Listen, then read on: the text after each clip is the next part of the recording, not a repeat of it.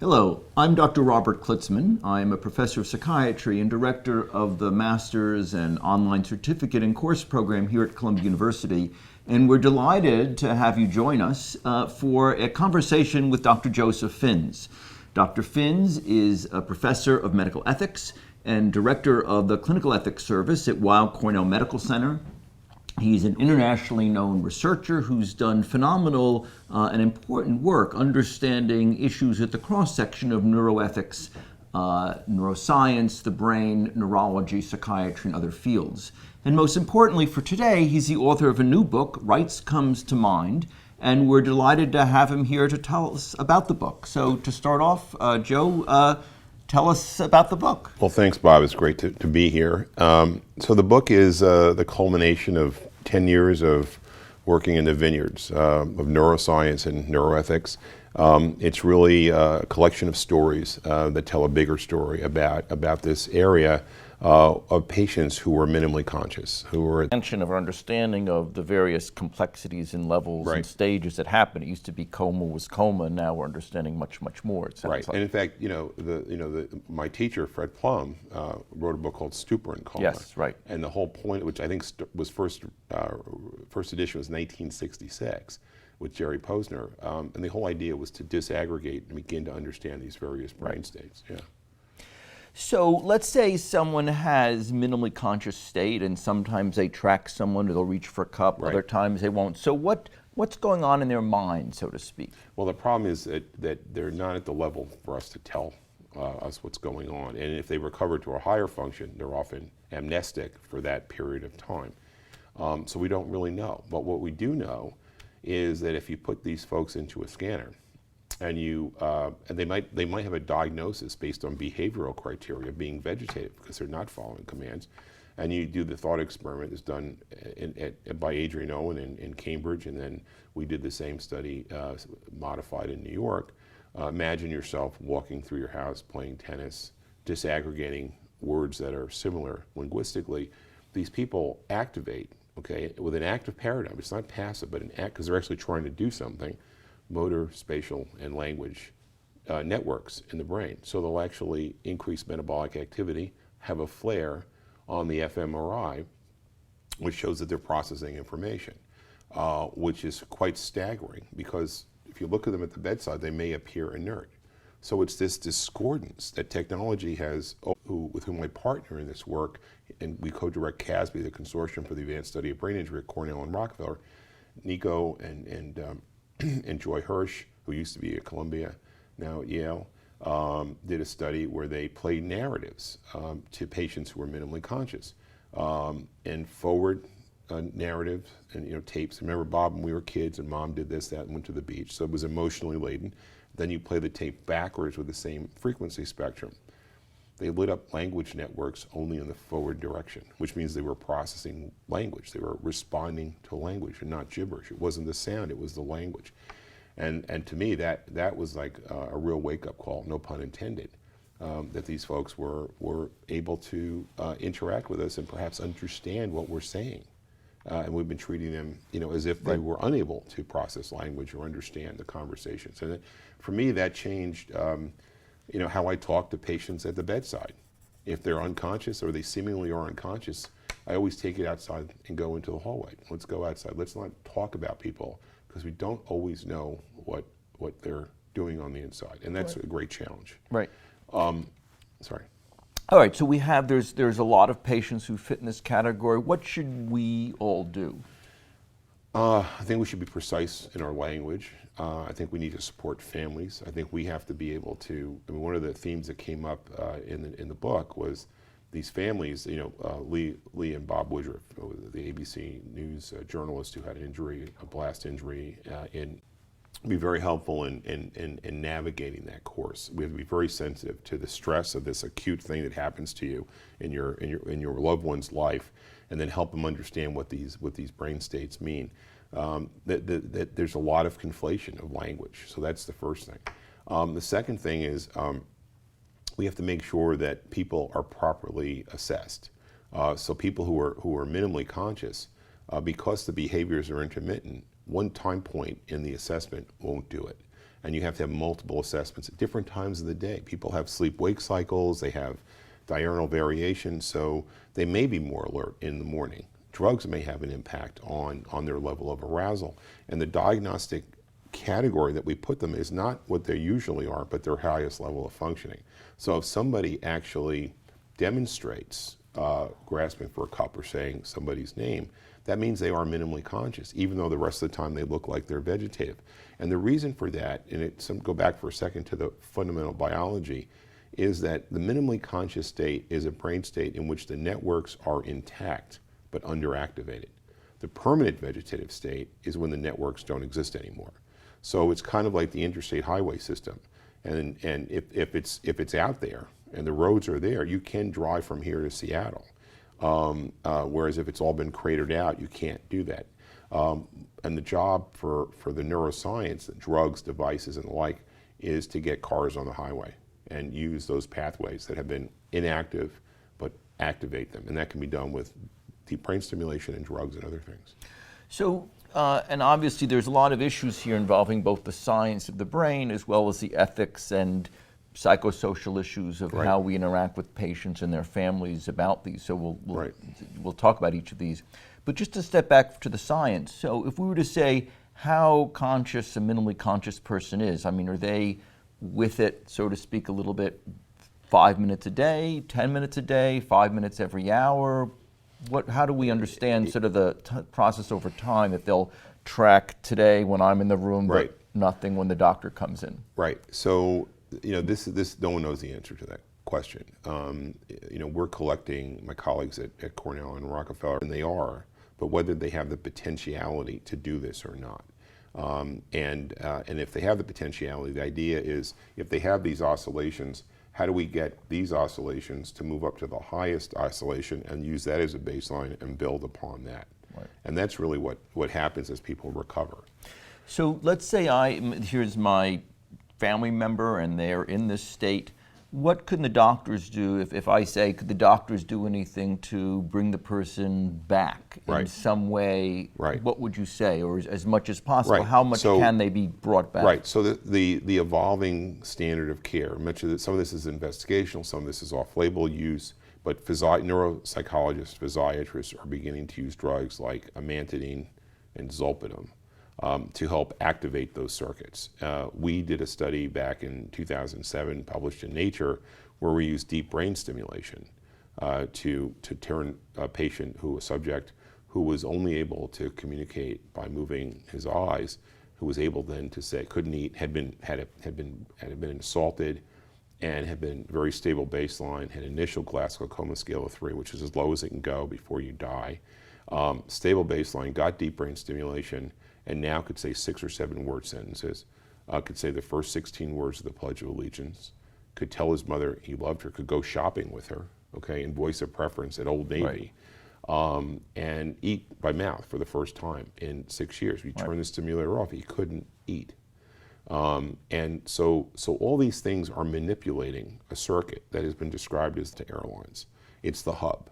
Even if the cortex looks good, you can't get there from here without going through Atlanta, and I do that a lot on Delta Airlines.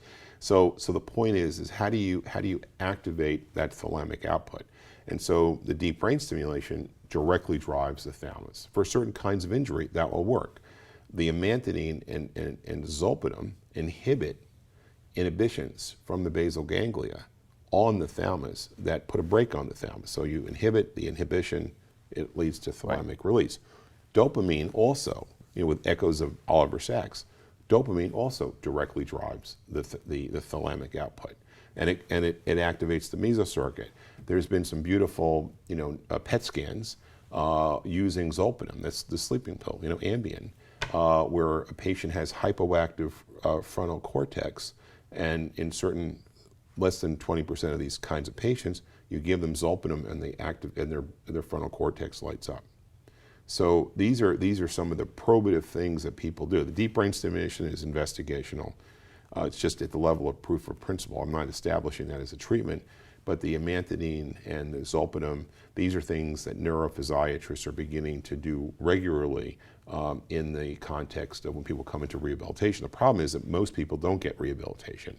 And if you haven't gotten to a certain level of function, you won't qualify for rehabilitation. It creates a tautology. So the insurance company will say, well, they're not ready for rehab, but when they get better, we'll bring them back, from the nursing home into rehab. But if the diagnostic error rate is 41%, they're not going to be properly. And the speech therapist sort of coaxed along the speaking by moving their lip, and the person was then able to speak, change their diagnostic category, and all of a sudden they're eligible for rehabilitation. But then once you get rehabilitation, there's the challenge of what's called medical necessity or the improvement standard. If you don't get better by a certain point, we don't pay for it.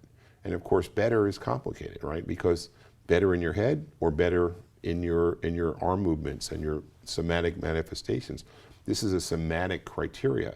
And brains recover by biological mechanisms, not by reimbursement criteria. And if it's too late, right, based on what Medicare says, the biology might take longer. We have to recalibrate the clock, so what is on time is what the biology says is on time. And there's been some recent litigation looking at the improvement standard, and Medicare has just entered into a settlement with the litigants, a case called Jimmo versus Sebelius, to rewrite the Medicare handbook to look at these issues. But unfortunately, what happens on the ground in what's called the local care determinations still precludes people from getting care, even though the federal regs don't allow it. So there's a lot of work to be done, and hopefully some more litigation will hammer away at that. And just to give us a sense, how many patients fit this category Right. of minimally conscious state, would you say? Great question. We don't know. And the estimates are somewhere between 100 and 200,000. We had a meeting back in 2007 at the Institute of Medicine calling for a demography of this brain state, and it still hasn't been done, which was reflective in large part of the neglect of this population. You can't plan for the needs of a population if you don't know how many people there are. Sure. And then the problem is also what I call the neuronal in the book, the neuronal diaspora. We know where the ambulance takes you when you have a brain injury. We don't know where they take you when you leave. And there are lots of people who are sequestered away at homes, in their homes, away from institutions. They're not being counted. And we've never done a kind of systematic survey of how many people there are. We've studied a small number of people in depth, but we need to do a bigger demographic study. And I'd like to maybe explain why this hasn't happened and why we've neglected this population, which I think in bioethics land, I think is really, especially interesting. Yep. The right to die was established in brain injury. And in the Quidlin case back in '76, where Fred Plum, who was a co-originator of the vegetative state, was asked to testify by Judge Hughes. And Fred testified that the brain had a cognitive and sapient state. And so the right to die grew up in brain injury. But what we did is we generalized that kind of nihilism, the futility of that brain state, to brain states that looked like this brain state. And nestled within the vegetative state was the minimally conscious state, which didn't become a category until 2002. So we've generalized the nihilism. So we look at these people, we think it's futile, we're not going to be able to help them. And so we give up. We don't bother properly diagnosing them. We don't bother counting them. We don't do health policy around their needs. And sort of what I've been trying to do is saying, they're really different than vegetative patients. It's, if Terry Schiavo had been minimally conscious, that would have been a very interesting case. And there will be a case like that. And how do we negotiate that terrain? It's going to be very interesting. So let's say I have a family member who's in a nursing home, and I think maybe they tracked me recently when I was there, and I saw them reaching for the glass. What should I do? You might. Actually, it was our 54th family. They have nowhere to go because it's often ignored, and there's no one there who knows that there is even a category for this. So it's very hard, and there are a few specialized centers, but it's a handful, and we have to generalize the competence. So they should probably look for specialty area programs in their area, and there are a few great places like Spalding and Boston, and RCI in Chicago. Braintree in Boston, Moss Rehabilitation in Philadelphia, and a few others. But it's not generalized. And the other problem is in the VA. There are polytrauma centers that have, on CASB, our website, casbnyc.org, we have some resources for families to look, and the American College of Rehabilitation Medicine and these programs have websites that might be able to direct people to expertise that's local. One of the challenges is these people are not that mobile, and so we have to bring resources into the communities. And I actually just wrote a chapter for the new Oxford textbook of palliative medicine, suggesting that hospices assume some of this function, because they can provide respite care, they're great at talking to families, and if we brought some technical expertise into hospice, we might be able to bring, and every community has a hospice, we might be able to bring this expertise closer to the needs of these families. Not to say these people are dying. I remember the name better than I do. Diving bell and butterfly. Yes, right. So how is this different than that, would you say? Right, so that is basically the ultimate in cognitive motor dissociation. So there's no motor output except above, at the cranial nerve level. That's why he was able to write that book with moving his eyes. But he was intact cognitively. Minimally conscious patients are kind of like locked in patients to some extent, but they have a cognitive impairment as well. But the line gets blurry between the upper level functioning MCS patient and the locked in syndrome patient. And on those neuroimaging studies where they say yes and no, the fact that they do that tells us that they are conscious and they're following commands, but it's a floor. It's not a ceiling. And in fact, they may be more functional and closer to locked in than we think. Now, my understanding from some of the research is that some of these patients who can't move, if you tell them in an fMRI machine, think about this. The Adrian Owen paradigm and Martin Monti publishes in 2010 toggled that to yes, no answer. So think for yes, playing tennis. Think no, walking through your house. It turns out that it is not very sensitive, and that the bedside exam, the coma recovery scale, done by an expert neuropsychologist on multiple occasions, has better sensitivity than the neuroimaging, okay? So in that particular study, I think 30 of 31 patients were identified using the bedside coma recovery scale methodology. One patient who appeared vegetative was identified as not being vegetative because they were able to do this yes-no thing, which was on the cover of the New York Times. The problem was that some of the people who were able to do it on a motoric basis weren't able to do it in the scanner. But I think that EEG may be also a predictor or a Bayesian pretest probability that in fact normalization of EEG, maybe you're going to be more likely to follow commands even if you're not actively doing it right now. So the most important thing though goes back to basic, medical school, history. If you had a traumatic brain injury, right, you're much more likely to do well and recover than if you've had a noxic brain injury, unless you got therapeutic hypothermia, where your brain is cooled with the saline, then you're going to be actually responding more like traumatic brain injury. And just to clarify, anoxic is when there's no oxygen going to the brain right. for at least several minutes or Correct, so, right? Right. And they have a worse prognosis, right. So let's talk about policy and ethics, coming back to that for a moment. So if you were in the White House and you were writing the Affordable Care Act, right. or the Affordable Care Act is now being, the details are being worked out, right. what is in there regarding this and what should be there? Right. Well, actually, the original draft didn't have anything about rehabilitation. And Pierre Carasoni, by the Brain Injury Association of America and other groups. So rehabilitation in the original iteration got short shrift. What I would lobby for, and it was included, but it only goes up to a certain age, and the question is access, but how good is the access to care? So the first thing, if I could pay for one thing, I would want to be sure that at that 3-month window or that 1-year window, before we declare somebody as permanently vegetative, I want to be damn sure that diagnosis is right. Because I think once you get past that barrier, that threshold, they're labeled forever, and then people are just going to ignore them forever. So I would want to have proper diagnosis.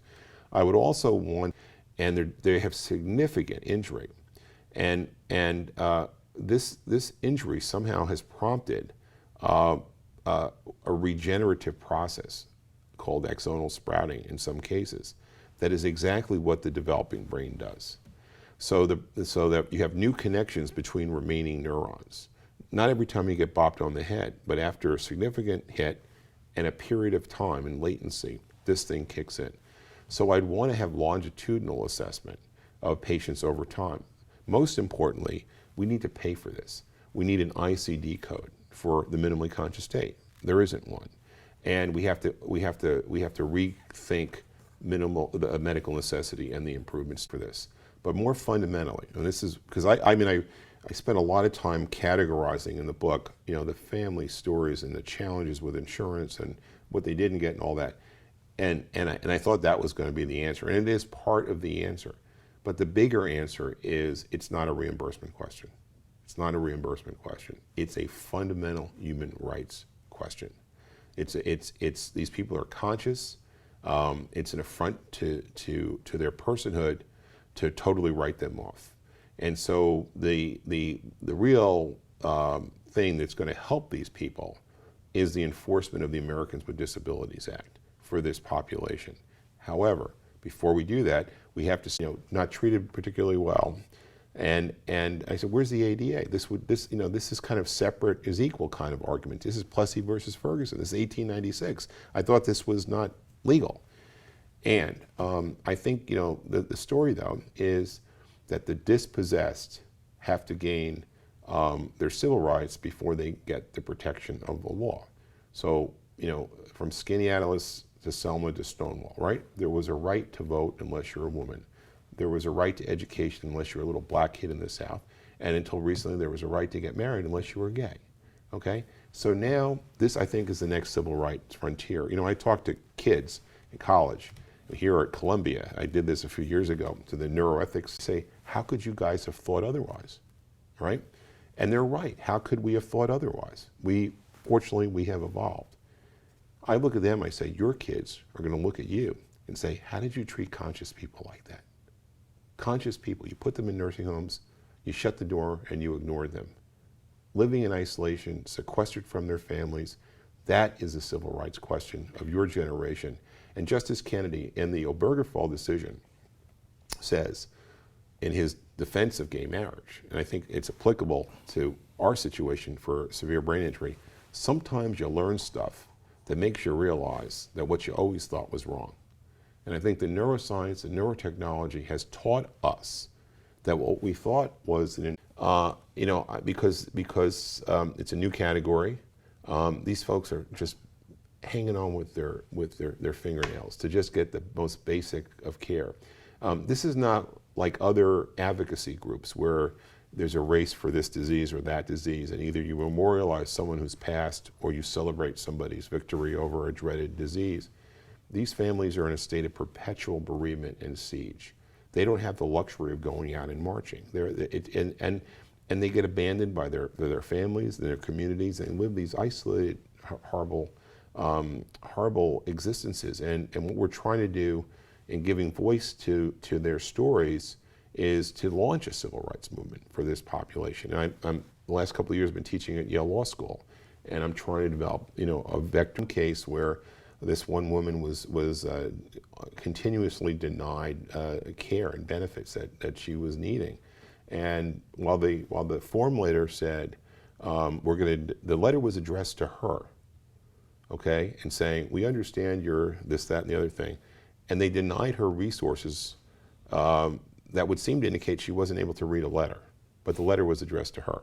It was this almost offensive, bureaucratic denial of services. I should add that in the book and everything that when I use family names and the like, we had IRB permission and HIPAA approval, and when we didn't, we used this pseudonyms. Searching his book. No. Okay. But there may be people who are at the very high end of the minimally conscious state because of profound motor cognitive dissociation, have a paucity of motor output that in fact might have looked like vegetative. The book by Janet Tavellaro, who was at Roosevelt Island, and she wrote a book called Look Up for Yes. She had been misdiagnosed for years. People thought she was vegetative. So it's an excellent question. And some of these patients who might appear vegetative could either be minimally conscious or locked in. What do you think are the biggest ethical issues that we now face concerning this whole area? Well, I think one of the issues that comes up a lot is, resource allocation. Why should we spend so much money on these people? And besides the civil rights argument, we need to meet them where they are. And I think that that if we could somehow increase their level of function, make them more mobile, make them able to eat by mouth. If deep brain stimulation were to say become a therapy and it costs $40,000 to put in the stimulator and whatever it costs, and you start doing a cost-benefit analysis, now they can eat by mouth, they won't aspirate. Now that they can move around some more, they won't get a bed sore. A bed sore costs $10,000 a pop, and the eating by mouth is cheaper than the PEG. And when they start getting a little bit of a cough, it doesn't progress to a pneumonia. You save that. So the money is already, as a neurologist in the emergency room, there's an ongoing obligation in the chronic care setting to make good on that clinical investment in the acute care setting. So I think that people talk about cost containment and everything, but I think we misunderstand it. And it tends to preclude access to care, which might in fact be cheaper for the entire system. Now, you're a major figure in the field of neuroethics. If you were to say in neuroethics, what are the other major issues you think that we're facing today? What would you say? I've been totally focused on this issue. Okay, all right. But I think that there's some issues that I think distract us. Okay. From this important issue. There's concerns that by focusing on these things, which I think really are distractions, we scare people away from the centrality of the clinical needs. I think that clinical neuroethics is a field that is somewhere between clinical ethics, traditional bioethics, and the more speculative neuroethics. I think the speculative neuroethics has been a distraction, and the hyperbole there needs to be countered by more granular concerns about the needs of real patients and families. And I would say that what we're learning, with disorders of consciousness, may well have application to other brain states where there's cognition. And so I think, to me as a doctor, I'm just a country doctor. As Dr. McCoy said, right, on Star Trek, I really hope that we can mobilize neuroethics in the service of the clinic and the needs of patients and families. Well said. So take these patients, we don't know how many, how much better do you think most of them can get? So you've mentioned a few things where someone could now eat again. Is that typical, you think? Is that a small percent? What are we talking about in terms of how much better you think these patients might be able to get? Right. Well, I think again, we have to have bigger longitudinal studies and understand that. But I think, as Maggie Worthen, who was the main character in the book, was a senior at Smith College, had a brainstem stroke, bleeds up to her brain, and Nancy and her mother told me her story over multiple year channel, and they were able to learn how to paint together. So Nancy would put her hand over Maggie's hand and help her paint, and they painted some beautiful things together. And they reestablished a loving relationship. It wasn't the life that Nancy and Maggie had aspired toward, but it was far more than what they thought they had. And I don't want to ruin the book, but I think it's realizing that these other people are still there, and that these kinds of achievements are seemingly small, but can be from a somatic level of how independent she could be. She was very dependent on all kinds of things. But I think the neuroprostheses, the technology, is going to give people the ability to overcome this inability to communicate and reestablish connections with people that love them, and bring them back into their families.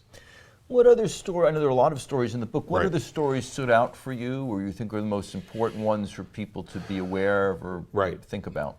Well, there's one story that involves Terry Wallace, and Terry Wallace is sort of the poster child for the minimally conscious state. He was in a car accident in 1984, and in 2003 he starts talking, and vegetative. And about 3 or 4 months after the car accident, he was minimally conscious. But the problem was, it was 1984, 85, and there was no category for him to be in. So Angela tells us this really poignant story. early 90s. He's vegetative, right, because there's no other category yet. And the nurses call Mrs. Wallace up and say, Terry's not right. Now, the nurses hadn't read the textbook. They didn't know that vegetative patients are neither right nor wrong. They just are. And she gets to the nursing home, and Terry, as she told me, didn't look right. His eyes were kind of wide open. He looked frightened. Wallace. And only 10 years later, when he started talking spontaneously, and it became clear that he had been minimally conscious all those years, do you have the sense that perhaps he was aware at some level that something had happened? Right. That's the kind of thing that keeps me up at night. And that's the kind of misdiagnosis, which is understandable in 1992 because the category didn't exist yet, but that shouldn't happen today. And we have to make every effort to know that people who are conscious so that we don't isolate them in this kind of profound way. So are neurologists now learning this? Are they hearing this? Is this getting out there? You mentioned it was on the front page of the Times. Right. Has that led to... I have seen the injured brain healed, and in fact that combination is the ceiling in the Montreal Neurologic Institute that Wilder Penfield himself designed. There's a Greek saying around early manifestations of the hieroglyphics of the brain in which Galen refutes the Hippocratic aphorism. So this is an old tension about the invariable horribleness of a severe brain injury. But I think, the meetings are getting bigger. I was just at Neuroscience, Society for Neuroscience. Lucky to give the COP lecture on neuroethics on this topic.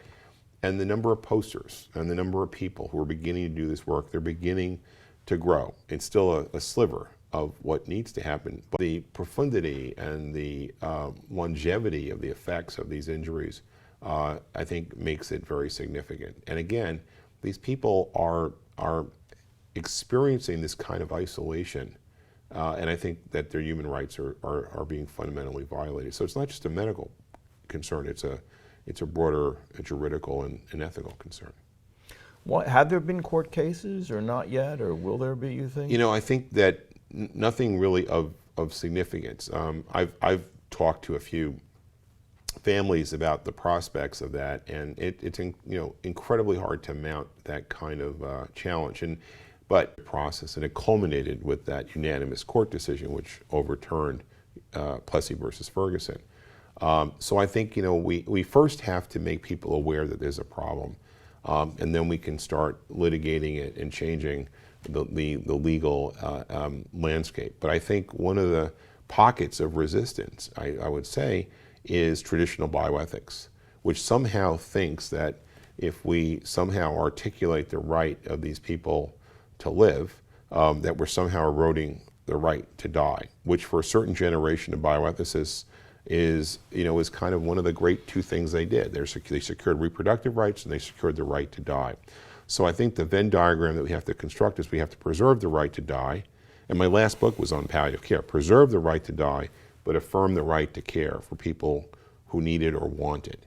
Provocative question. I'm filling out my advance directive. Yeah. Should we have something if you're in a minimally conscious state? What would you have done, or what would you do? Would you say yes, do everything? I can sometimes follow someone, but that's about it. Is that right? So I'm not a big fan of living wills, nor most for that matter. I'm a bigger fan of designating somebody through an advanced care planning exercise where I designate you to be my healthcare agent if we're in New York, or durable power of attorney for healthcare, and have this conversation as like, what would it take for me to have a worthwhile existence? The problem is no matter of prospective planning can always prevent this from happening. Sure. Because what happens, and the family narratives have this kind of stereotypic quality.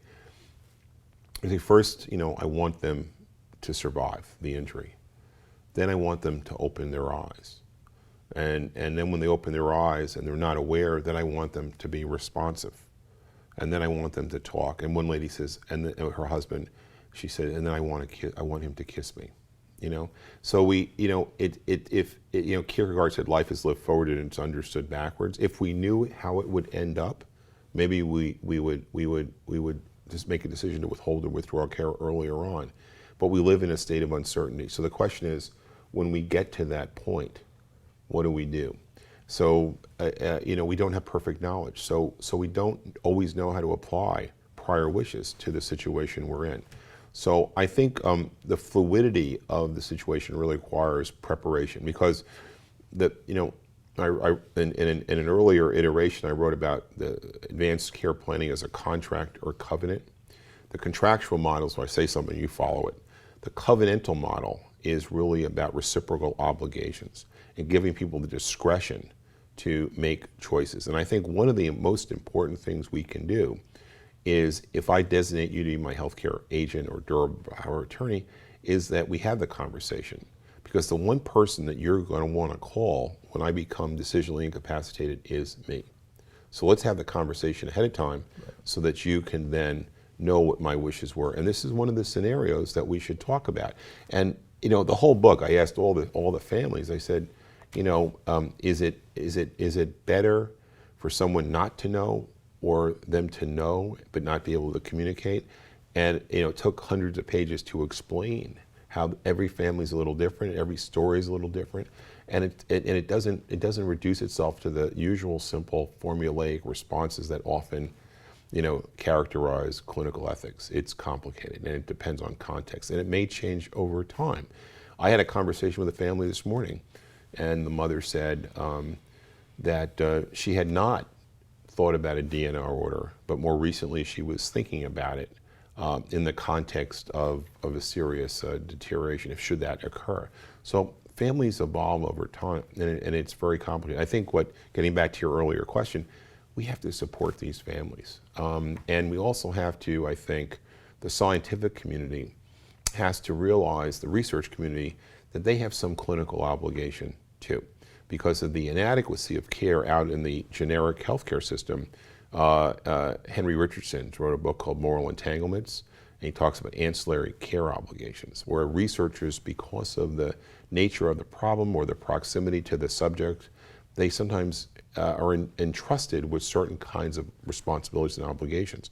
So I increasingly feel that people in our space, the few of us who do this kind of work, have a kind of obligation and responsibility to these patients and families, precisely because of the superior knowledge that exists in this area, and then the adequacy of care in the rest of the healthcare system.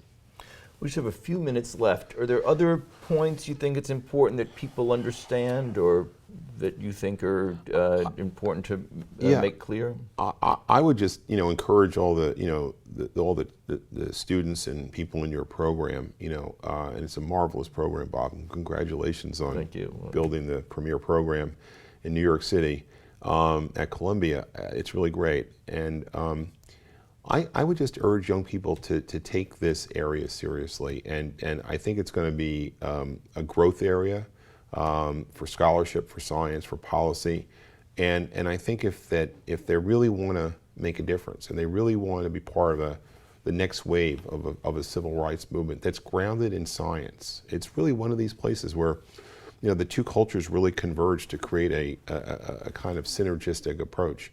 That they should take this on and write a research paper on it, read the book, come and talk to me, collaborate with colleagues in their programs, because I think it's only going to get more interesting, because the science that's coming down the pike, use of brain-computer interfaces, Google Glasses, other kinds of prosthetics, are going to give people more of an opportunity to communicate.